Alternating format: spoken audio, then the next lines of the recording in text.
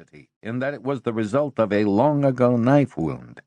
They had shaved the original red to get at the cut, and the shaved patch had grown in white.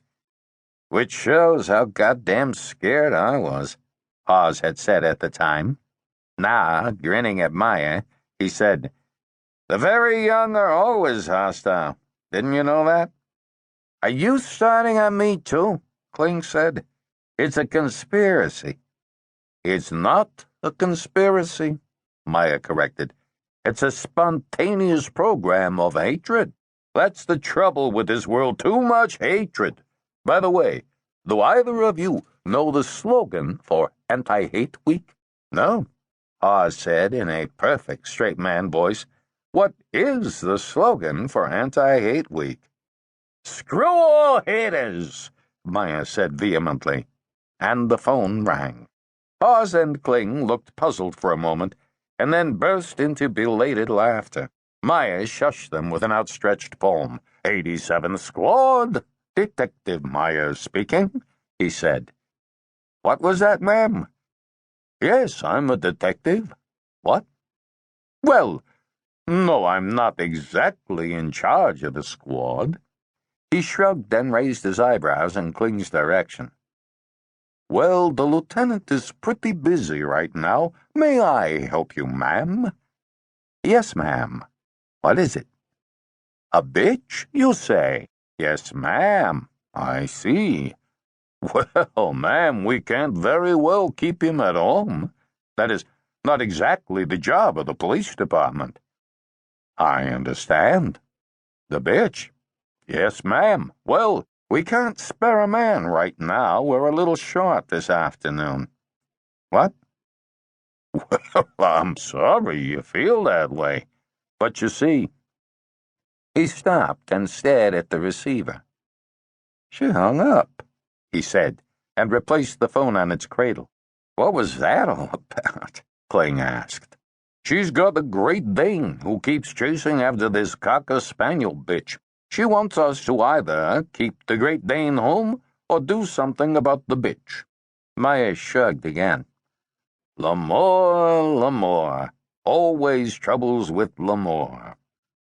He paused. "You know what love is?" "No." "What's love?" Hawes said, straight manning it again. "I'm not joking this time," Maya said. "I'm philosophizing. Love is only low-key hate." "Christ, what a cynic," Hawes said. "I'm not cynical, I'm philosophizing. And you should never believe a man when he's thinking out loud. How else can he just brilliant ideas unless he voices them?" Hawes turned suddenly.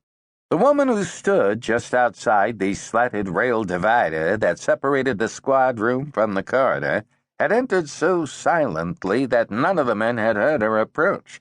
She had just cleared her throat, and the sound was shockingly loud, so that Kling and Maya turned to face her at almost the same moment Hawes did. She looked for a moment like death personified.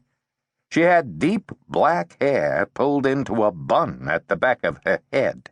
She had brown eyes set in a face without makeup, without lipstick, a face so chalky white that it seemed she had just come from a sickbed somewhere. She wore a black overcoat and black shoes with no stockings. Her bare legs were as white as her face, thin legs, which seemed incapable of supporting her. She carried a large black tote bag, and she clung to the black leather handles with thin, bony fingers. "Yes?" Hawes said. "Is Detective Carella here?" she asked. Her voice was toneless.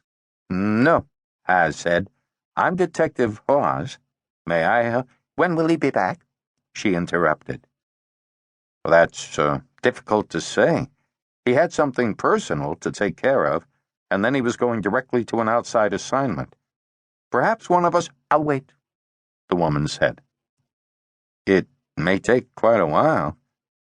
"I have all the time in the world," she answered. Hawes shrugged.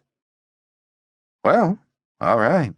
There's a bench outside if you'll just—" "I'll wait inside," she said, and before